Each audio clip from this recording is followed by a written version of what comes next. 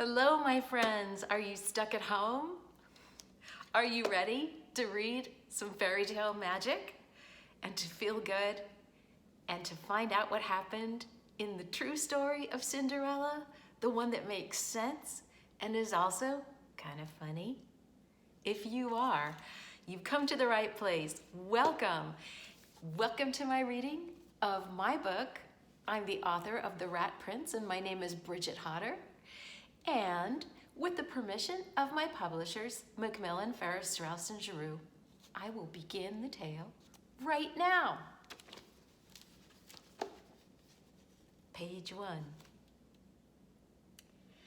When you hear the tale of Cinderella, do you ever wonder about the rats who were turned into coachmen by her fairy godmother? No? Well then, do take a moment to consider. As the story goes, they were captured, twisted into human form by powerful magic, and tossed onto a coach that had only seconds before been a pumpkin. Few paused to ask themselves how the rat coachman felt about all this, and no one seems to know what became of them afterwards. Were they frightened? In pain? Did they survive the experience? Upon reflection, you may even pity the poor creatures. Don't. We're faring quite well, I assure you. Better than well in my case, for there's more to the tale of Cinderella than has yet been revealed.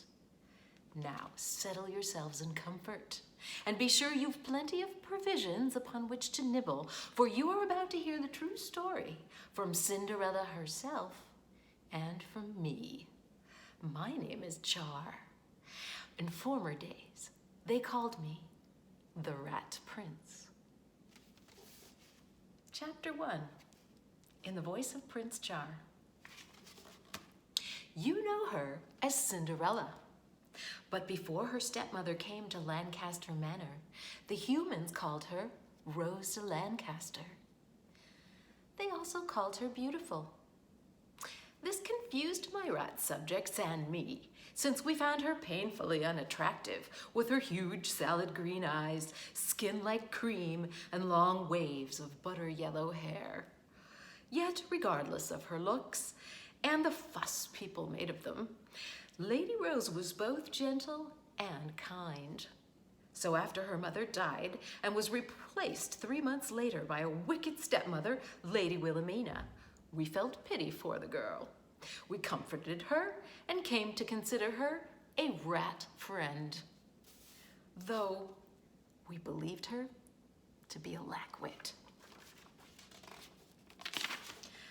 For what kind of human makes friends with rats? Apparently the same kind who lets a stepmother turn her into a kitchen maid and give her the new insulting name of Cinderella. A lackwit. However, one hot morning in early September, made hotter by the fragrant, ever-burning cedar fire in the flagstone kitchen of Lancaster Manor, I discovered we were mistaken. Ah, baking day, I murmured to my trusty royal counselor and best friend, Swiss. Quite my favorite time of the week. A rich, yeasty aroma filled the kitchen and made my whiskers quiver as he and I peered through a crack in the door of a cupboard. Swiss whispered back, "Oh, your highness, just look at that bread. I'll wager it's crisp at the top and chewy in the center. Cook may be a spiteful rat killer, but she certainly has a way with a loaf." We watched from our hiding place while Cook and the kitchen boy Pie pulled the last loaves from the brick oven. They set them to cool on a large rack against the wall near a spot where Swiss and I had long ago loosened a board to provide easy rat access to this marvelous treat. Perfect. "We'll come back tonight to thieve more," I said, "but let's try for a bit right away. If we move fast enough, we can bite some off, taunt Cook, and make our escape." Yes, replied Swiss with enthusiasm, rather than trying to stop me as a truly prudent royal counselor should have done. I smiled to myself. Watch and wait, then move upon my command. Cook picked up a corner of her stained apron, wiped it across her sweaty pink forehead, and shouted, "Cinderella!" That name distracted me from my designs upon the bread. I pressed my eye closer to the crack in the door, seeing Cook frown as she batted at her wiry gray hair, which stood out in frizzy corkscrews around her face. She shouted for Cinderella again, then grumbled to Pie, "Drat her lazy bones! She's supposed to mix up a lemon potion to get rid of Miss Eustasia's freckles in time for the royal ball at Castle Wendon on Saturday. Prince Jaffrey will choose a wife that night, and we've got to help our Miss Eustacia catch her attention. Or catch his attention, rather, he being a man or a boy and all." I stifled a laugh. If I knew anything about humans, and I did, Lady Rose's older stepsister Eustacia would need a great deal more help than bleached freckles to attract the attention of a human prince. Nonetheless, the entire household, and the stepmother, Lady Wilhemina in particular, had been in a fever of anticipation for the past month, ever since the invitations had arrived. The King of England had invited the families of every eligible young lady in the capital city of Glassvale. Pie, the kitchen boy, remarked in response, "Poor Cinderella. She's had no rest, what with all the preparations for that fancy party." He was grimy, and his homespun breeches were patched at the knees, but he had an intelligent look. Cook gave a harsh laugh. "Ha! Are you in love with a wench too? Menfolk are fools from youngest to oldest, turned to corn mush by a smile and saucy cheeks." "I'm not in love. You worked for Lady Wilhemina when she was married before. It's right strange you haven't noticed yet how hard she is on her servants." The boy went on to mention Cook's rival, the housekeeper. "Mrs. Gregson says no servant ever left Lancaster Manor willingly in the old days. The only one who left was my mum, and that's because she died. Now, since Lady Wilhemina came, Mrs. Gregson says it's impossible to keep staff." Alas, Pie was not as smart as he looked. "Why, you lout! Never you mind what that hoity-toity Mrs. Gregson says. You pay Lady Wilhemina respect, or I'll box your ears." Cook raised her big gnarled hands in the air as if to follow through on her threat. Pie ducked and ran to the other end of the cavernous room, huddling behind some sacks of cornmeal and dried beans. "Please don't," he begged. "I'm sorry." Cook grunted and dropped her hands. "Then keep your trap shut. God's bones, I'm worn out. Up since 4 o'clock of the morning, mixing and kneading these loaves, and then having to send up breakfast in bed to everyone at the same time as the batches were ready for baking." "Well," Pie said, "Cinderella and I helped." Poor lad. She would surely box his ears now, unless her attention was diverted. I switched Swiss with my tail. Whack! The bread. Now! We darted out from the cupboard, deliberately running across Cook's toes and leaping up to the lowest shelf of the rack. We each bit off a mouthful of crust before jumping down and disappearing into a convenient hole under a baseboard in the hall. It opened onto a rat passage through the walls, which we followed up and around and back into the same kitchen cupboard we'd been in before. And there we sat, crunching our heavenly crusts in high glee as we watched Cook shriek, "Ah!" grab a broom, and beat about the floor, as if we were still underfoot and available for thwacking. "Nasty, dirty, vile brutes! Lady Wilhemina was right. We must buy more poison and kill them all." After a moment's hysterics, she calmed somewhat and barked at Pie. "You boy, Stop gaping like a looby and go find Cinderella. Get her back to work. For the Lord's sake, what did two do? I think I'd best go snatch a quick nap. Cook's footsteps shuffled away, fading from our hearing. Pie sighed, emerged from behind the sacks, and made off in the other direction. At last, Swiss and I let loose the laughter we'd been holding back, making such a noise that we didn't hear the other footsteps as they approached. Suddenly, the cupboard door flew open to reveal Rose de Lancaster. My laughter halted abruptly. Swiss squeaked like a mouse. It was Rose's turn to laugh. You rascals! I wondered who was causing such a rumpus. I should have realized it's baking day. So where else would you be but the kitchen? I answered her seriously, though I knew she, like the rest of her kind, was ignorant of rat speech. The kitchen is where smart rats belong, but you are the rightful lady of Lancaster Manor. What are you doing here, Lady Rose? The kitchen was where Rose spent most of her days. Although she was no longer allowed to eat much food, she seemed to be constantly in the process of preparing it. Chopping, stirring, kneading, peeling. And in her rare moments of leisure, she would sit near the fireplace upon her little three-legged stool, warming her toes and watching Cook with unusual care. We never thought much about why she did so. If you had asked me at the time, I might have said that she was keeping an eye on the ill-tempered woman in order to avoid being hit with a ladle or a wooden spoon. Rose was speaking to me still. You naughty Blackie, she said, always the leader of the Rat's Kitchen raids. I had no way of telling her my name wasn't Blackie, but Char, in honor of the way I like my meats, grilled over an open fire, with fat crackling, black as my royal fur. There was also no means of letting her know I was not just a leader of the Rats of Lancaster Manor. I was their one and only ruler, the Prince of the Northern Rat Realm. My realm encompassed the entire northern half of the human city of Glassvale. The southern rat realm was now ruled by Princess Mozzarella and had been established by an offshoot of the original Rats of Lancaster Manor long ago. It was made up of the southern half of the city and also included the royal castle, Castle Wendon.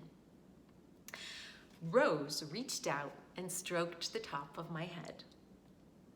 I need those lemons in that bowl behind you to whip up something for Eustacia. I think you'd better run along now, she said. Ignoring her patronizing tone, I leaned into her touch. I should have been far too conscious of my royal dignity to allow her to pet me thus. It almost placed me at the level of, dare I say it, a loathsome, purring cat. And yet, I could not bring myself to put a stop to it. Your Highness, Swiss cautioned, let's go. I paid him no heed. This joyful petting might have continued for some time, had not Lady Wilhemina suddenly burst through the arched stone doorway. We all froze. Rose's skin suddenly became less the color of cream and more like the greenish tinge of skimmed milk. The only things moving on Swiss were his shivering whiskers. I imagined I probably looked just as frightened as Swiss, though in reality what I felt was fury.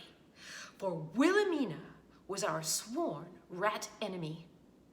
Since her arrival the year before, as Cinderella's stepmother, she had been waging a harrowing campaign against my people and me.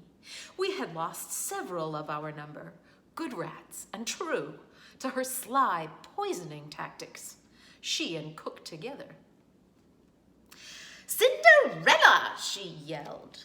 The girl jerked her hand back and slammed the cupboard shut, plunging Swiss and me into safe darkness where Wilhemina could not see us. "Time to flee," Swiss whispered. "Your Highness, what are you doing?" "Peeking through the crack, of course. What does it look like I'm doing? Dancing the minuet?" "But my prince, if that woman finds us here, we are surely doomed." "Ha! If she dares lay a finger on me, I shall bite it off," I answered. He jostled me a bit with his shoulder. "It is my responsibility to warn you when I think you're in danger." "Be easy, Swiss. Wilhemina is not aware of our presence." "And you call me your royal counselor," he grumbled. "When have you ever taken my advice?" I ignored Swiss in favor of witnessing the scene unfolding in the kitchen. Wilhemina towered over her stepdaughter. Her gown of robin's egg blue silk rustled like the stealthy stir of a predator in the bushes. The elegance of her dress made Rose's tattered brown garment look even more shapeless than it had a moment before. The woman was doused in some sort of exotic perfume, drowning out the more pleasant scents in the room. Swiss commented, "You must admit, the stepmother's eyes are most alluring. Small, dark, set close together. If you consider them along with her prominent nose, she appears almost rat-like." "Very well. I admit it," I said with reluctance. "She's somewhat attractive, but her character is base." "Lazy wench!" Wilhemina snarled at Rose. "Why is Eustacia still awaiting her bleaching potion? I told you to make it almost half an hour ago." Rose replied, "Do you not recall that you asked me to tend to the needs of my other sister, Jessamine? First, I have only now just come from her chambers." "Ah, yes, Jessamine, the younger, nicer stepsister." "She is Miss Jessamine to you, and no sister of yours," Wilhemina shrieked and slapped her. My tail stiffened at this, then slashed once behind me like a whip. One of the first things my mother had taught me in the days before I rose to rulership was how to control my temper, to plan my deeds rather than react in the heat of the moment, so I did not spring into foolhardy action. I merely added the incident to the long list of things Wilhemina would someday regret. She will pay for that slap, I vowed. When she least expects it, the woman will pay. I shall crunch her bones and suck out their marrow. Perhaps you should calm yourself, Prince Charles," Swiss said and sidled away from me. Rose raised her hand to her cheek, but kept her gaze toward the floor. Her tone was careful when she said, "There was no need to strike me. I've always done your bidding." "Don't dare to argue with me, Cinderella," Wilhemina snapped. The woman pronounced the syllables of the nickname insultingly. "I apologize, ma'am," Rose said. There was no resentment in her voice, only the clear, harmonious tones of a well-bred young lady. I was disappointed, as usual, in her response. No rat would have humbled herself thus before such a shrew. And, my dear friends, that's where we'll stop for now. There's plenty more to come. Please show up again for the next installment when Prince Char and his best friend and sidekick, Swiss, find out something they didn't know about Cinderella, and they realize she's not at all what she seems, just like the rats themselves aren't. Are you also in some way not exactly what you seem? I bet you are. I'd like you to think about that between now and the next time we talk.